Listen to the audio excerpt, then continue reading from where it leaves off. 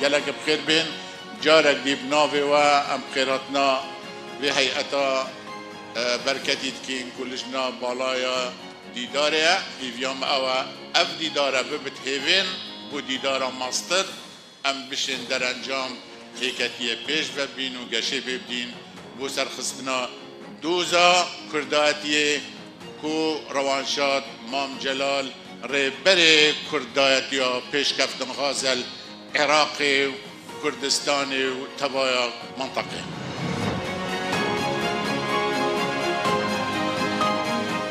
ئەمڕۆ بە گەرموگوڕی بە ماندوونەناسی بەشداری لەسەر جەمنیشتەکانی پێکهاتوو لە کۆنفرانسی دیدار بتوانن هەماهەنگ و هاوکاریان بن بۆ پێشکەشکردنی ڕاستپاردە و پێشنیاری بەسوود تاوەکو بتوانین دیداری یەکێتی زۆر بە گەورەی و زۆر بە سەرکەوتووی ئەرکەکانی خۆی جێبەجێ بکەن.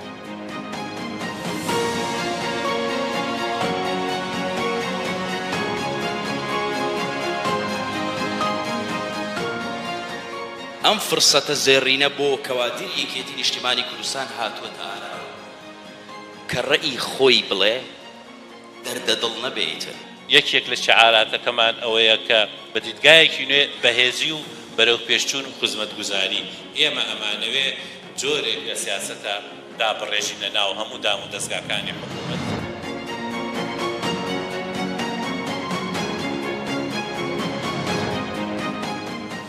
دیداری یەکێتی نیشتیمانی کوردستان سەلمێنەری ئەو ڕاستیەیە کە یەکێتی بۆ هەر قۆناغێک لە ڕێگەی کردارێکی نوێگەری حیزبایەتیەوە هاوتەری بێت لەگەڵ ڕەوتی پێشکەوتنی حیزبە مۆدێرنەکانی جیهان خۆی نمایش دەکات. ئێمە لەم دیدارەدا مەبەستمانە کادیران خۆیان بەشدار بن لە نەخشاندنی سیاسەت و استراتیژی نوێ یەکێتی کادیران و ئەندامان گەر بیرروبۆچوون و تێڕوانینەکانیان ڕنگدانەوەی هەبێ لە سیاسەتی نوێ یەکێتیدا دڵسۆزی و بەرپرسیارەتیان بۆ حزبەکەیان چەند قات دەبێتەوە.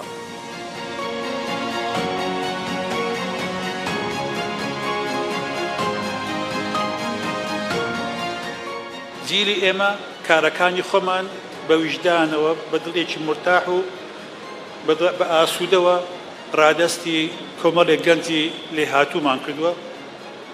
ئێمە ئومێدتان بۆ دەخوازین ئەو گەنجانە لەسەر سیاسەتی برای گەورەمان مام جەلال کە نمونەیەک لە دنیادا بۆ کوردستان دووبارە نابێتەوە ئەبێ ئێمەی وەکو هەولێریش هەموو لایەکمان خەبات و تێکۆشانی کاکۆستەتمان لەبەرچاو بێت.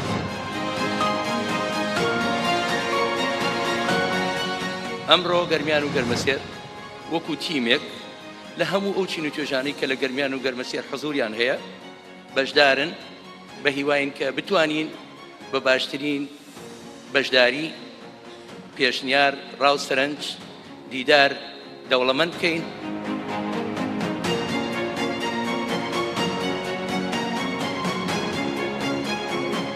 دیدار چی کرد بۆ یەکێتی؟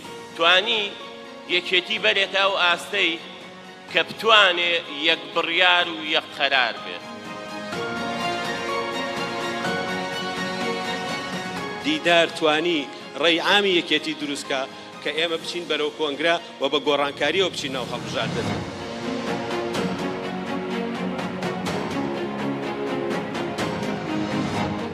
ئەمڕۆ دیدار لە هەڵەبجە مەڵبەندی قارەمانیەتی و تێکۆشان بەڕێوە دەچێت. دیداری دووەمی یەکێتی هەنگاوێکی گەورە و جدیە بۆ جۆشدانەوە و نوێکردنەوەی ڕێبازی حیزبایەتی بە ئاراستەیەکی مۆدێرنی گونجاو لەگەڵ بارودۆخی نوێی سیاسی و کۆمەڵایەتی و فەرهەنگی و ئابووری کوردستاندا.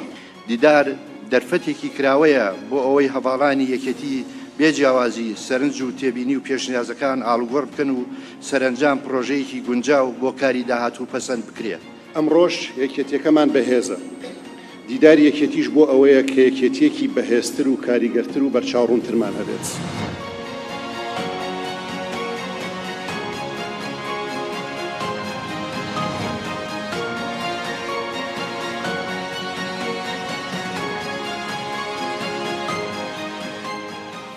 ئێستاش ئەم یەکێتیە بە سەرۆکایەتی سەرۆک باڵ جەلال تاڵەبانی لە تواناییدایە دەرفەت لە دوای دەرفەت بڕاستێنێت بە هەمان ڕۆحیەتی سەردەمی شاخ و ڕاپەڕین ڕابەرایەتی قۆناغێکی نوێ ئەمڕۆ بکات. خۆشبەختانە یەکێتی نیشتیمانی کوردستان وەکو هەموو هەنگاوە جدیەکانی هەنگاوە نوێگەریەکانی ئەم هەنگاوە گرنگەشی ناوە تاوەکو بتوانرێت جەماوەری خەڵکی کوردستان لەگەڵ حیزبەکەیە زیاتر نزیک بێتەوە.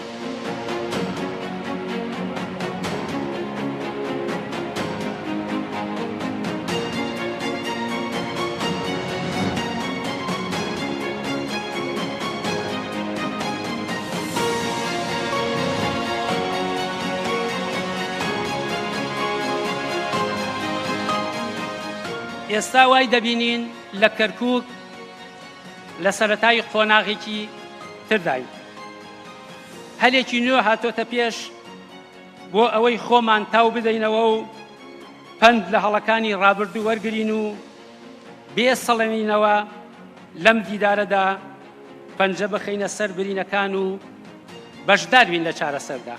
ئێمە هەمومان نەزانی سەرۆک مام جەلال برای بەڕێزمان سەرۆکی یەکێتی نیشتیمانی کوردستان و لە ڕۆژی تەشکیلکردنی ئەم حکوومەتی خۆجێیی بەڵێنماندا کە دەبێ کەرکووک بەبێ جیاوازی کەرکووکی هەموو پێکاتەکانە کەرکووک بەبێ جیاوازی خزمەت بکرێت.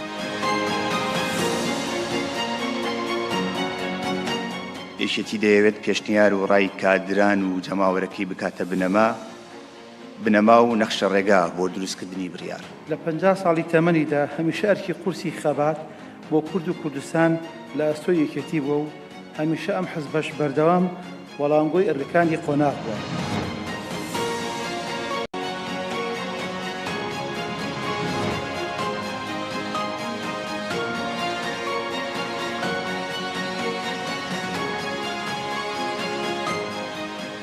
ئەم دەبەری ڕاپەڕینە هەر لەگەڵ یەکەم بڵێستەی شۆڕشەکەدا ڕۆڵەکانی وەک پورەی هەنگ و کەش و کۆ و دەشت و بەندەن لە دەوری ئاڵا سەوزەکەی کۆبوونەوە و لە هەموو بوارەکاندا لە خۆ بردووانە و خۆنەویستانە ڕۆڵیان لە بەهێزکردن و سەرخستنی ئەم کاروانە حاشا هەڵنەگر و ئاشکرایە و کێلی شەهیدان و قارەمانەکانیشمان شایدی گەورەی ئەم قسەیەمانە. بۆ یە گرنگە هەمومان دیدێکی ڕوون و یەکگرتومان سەبارەت بە بەرژەوەندی و ئالەنگارەکانی ملەتەکەمان هەبێت.